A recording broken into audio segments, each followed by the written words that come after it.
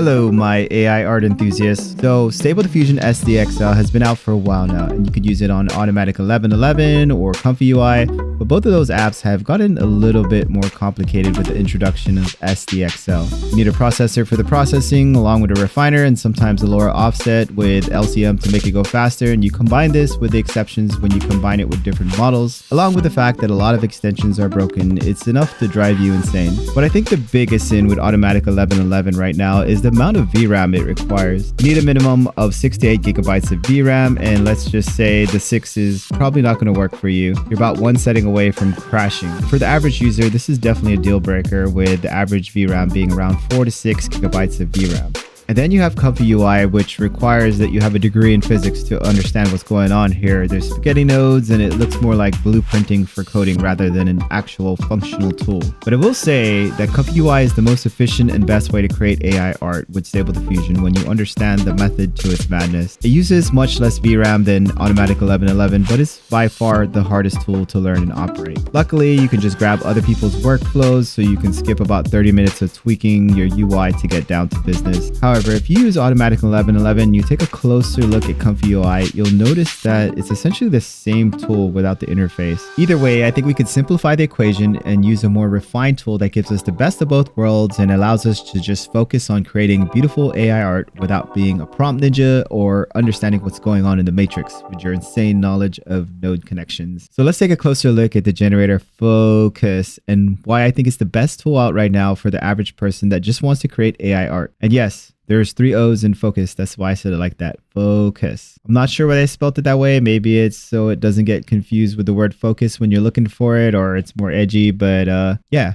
there's 3 O's in focus. This is perhaps the closest thing you're going to get to Midjourney, because this thing has some training wheels to skip the BS and ensure you get a nicer picture more than not. And it has one of the most sleek and easy to use interfaces. Having said that, it has its own default custom style, just like Midjourney, and it also enters its own negative prompt for you, so you don't get an ugly picture, even if you don't know anything about negative prompts. Those are on by default, but you can always open up the hood and actually turn those off. If you're brand new to AR, this is absolutely the tool for you, and it's a one-click installer, so it's easy to install. You don't need to install the prereqs like Python. It already does it for you. And it helps you create beautiful images with its own custom default style, as well as its own custom negative embedding that actually makes your picture look a lot more beautiful. And if you're new to Stable Diffusion, you usually have to put a negative prompt so your picture doesn't end up messed up. And it's not that easy to balance between the positive and the negative prompt, but this tool will do it for you. Before we get into the super easy install, let's go over some of the benefits of why you would choose Focus over some of the other tools out there. The first reason being is that it's a super easy install. This is the only true one-click installer. All you really have to do is download the tool and then click on a button and it'll install everything for you. So that means that it's going to download all your prereqs like Python and Git, and it's even going to download the models and put them in the correct folder. It's going to do everything for you. And the cool thing too is this is actually a portable version of Python. So you can put this on a USB and then just bring it to another computer. The next reason is that it has a sleek interface and it hides a lot of the craziness that you see, like especially with Comfy UI. You don't need to see all that, but it doesn't stop you from having that flexibility too. You can go under the hood here, and it's also very intuitive the way it does it. If you look at the resolutions, it'll have all the resolutions built out, so you don't have to actually put AR 16:9 or something like that. You'll just have to click which resolution you like. Last but not least, it uses considerably less VRAM than Automatic 1111, which is a huge problem for a lot of people because it's kind of like a deal breaker. If you don't have enough VRAM, you're just going to get out of VRAM errors and you can't create anything. And you're going to be very restricted to what your settings are, because if you go a little too high with the settings, you'll usually get kicked out and it'll just break. They really screwed a lot of people with SDXL because it uses an insane amount of VRAM, with 8 being the minimum. And it says 6 with Automatic 11, but good luck with that. Now let's jump into the installation process. Don't blink. It's going to be quick. So you got 2 versions here. So you have the Upscale version, which is the originator of Focus. Then you have the Focus MRE version, which has a lot more settings and a lot more control net features.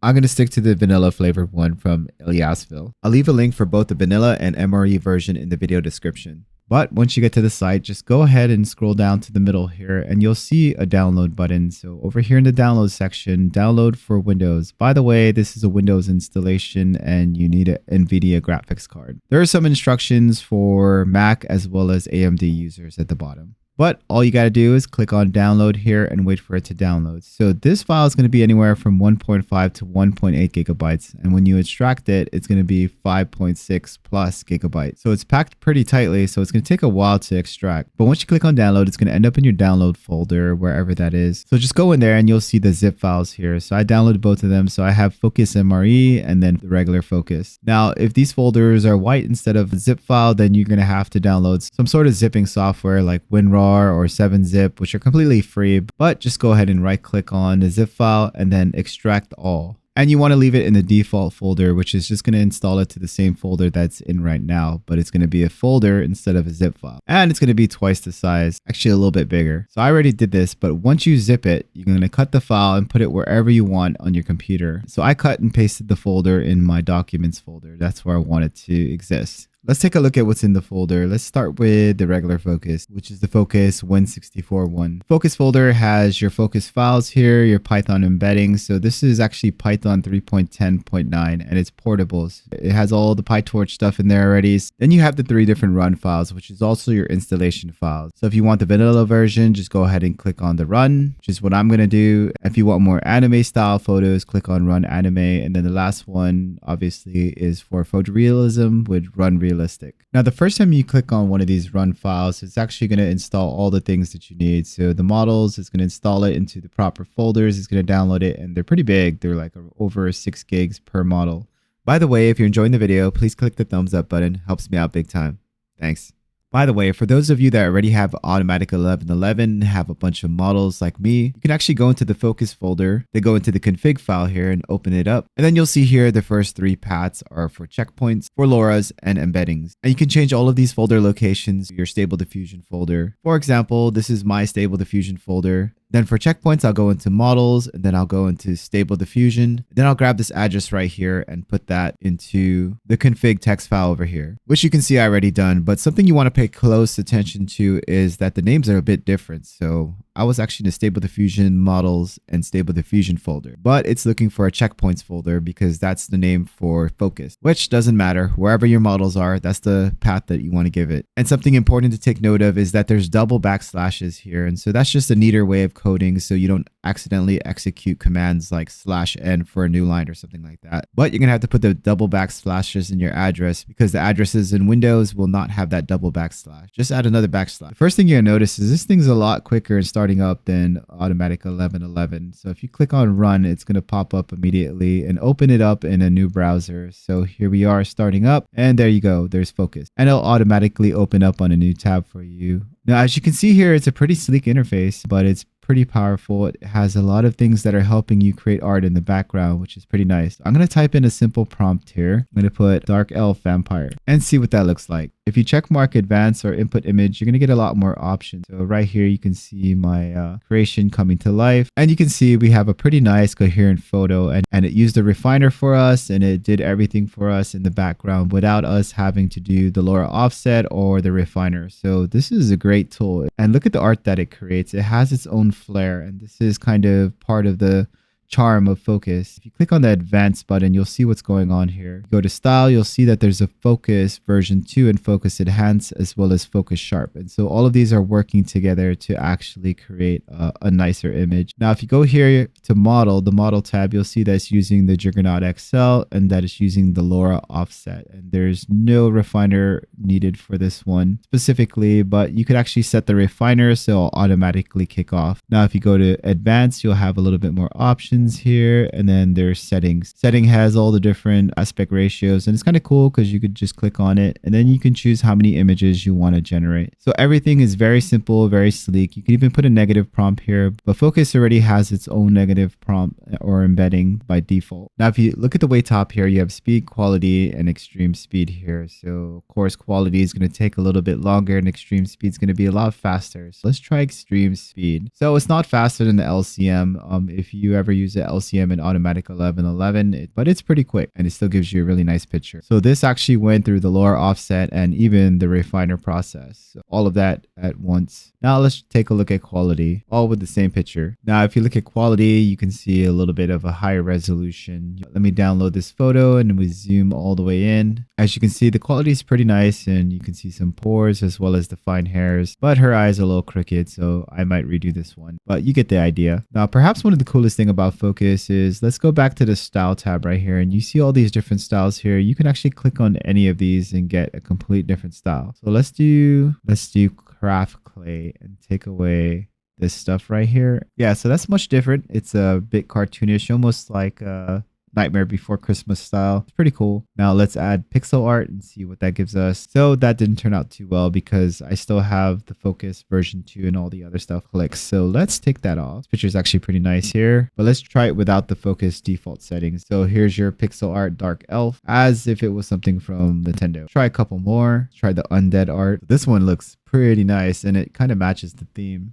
I don't know what to think about this photo. I don't know if I'm turned on or kind of scared of it. Butterface. Let's try masterpiece. So definitely unclick the Focus version 2, Focus Enhance, and Focus Sharp, which is the default, or you're not going to get a lot of the other styles, but you could mix styles. I mean, that's a thing, and it creates some pretty nice results. There you go. I mean, it creates some really nice pictures. Here's the Bad Dream style, which makes some pretty cool art. I like how it's kind of photorealistic. All right, so let's quickly take a look at some of the other features here. If you notice, when you checkmark input image, you'll get 4 squares here, and you can mix and match these squares in different ways to get something different up here. So right now I put prereq Canny with a higher weight and then image prompt on the right side, and it serves as a control net to get that pose on both pictures. So as you can see, the models are in that pose, and this one's a little bit more stronger with her holding the candle, and then this one, her face is in the same way. So let's try putting face swap. So we're going to swap the face and use this pose. Let's try that out and generate. So as you can see, it kept the pose, except in this image she's holding a cup instead of a candle, but in this one she's holding a candle, has the hood. We've swapped faces with the girl at the bottom. Okay, so let's try CPDS with CPDS.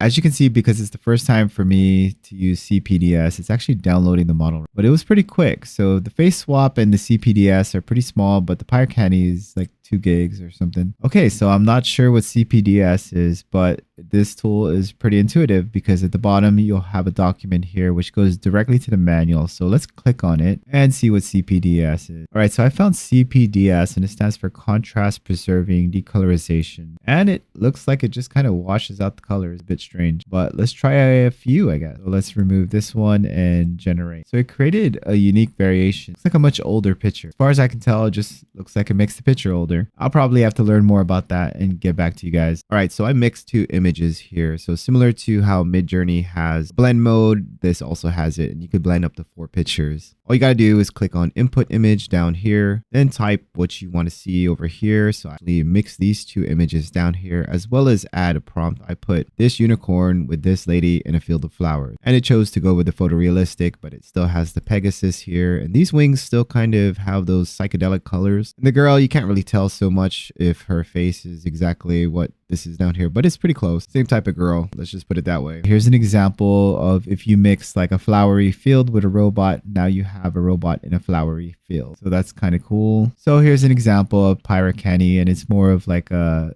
control net capturing a pose to make the other picture exactly the same. This is if you use one image and then you put something in the prompt, it will capture the pose and use the prompt to create the character. So if you're doing an upscale, you'll actually just click on upscale here, choose the type of upscale you're doing, leave the prompt blank, ignore the pictures. That's going to be the result. Click generate. So I'm going to do upscale fast 2 times, and it did a pretty good upscale my photo right here. Pretty clean result. Now let's try a variation. So we're going to do a strong variation. Put maybe dark elf zombie, and press generate. And as you can see, it's starting to look like Golem here, which is pretty cool. So, and this one, oh man, his nipples are torn off. Thing is pretty sick. Yeah, pretty creepy. Something I'd like to see a movie of. AI has a great imagination. Okay, so that's the variations. Now let's go into Inpaint. So if you haven't used this before, just like the control net models, it's going to download it for you. And if you notice, there's a left, right, top, bottom at the bottom left here. And what this is outpainting. So this is going to extend your photo to that direction. So let's grab a photo here, maybe this photo right here, and I'm going to extend it at the bottom and the left. And just for fun, I'm going to use the brush here.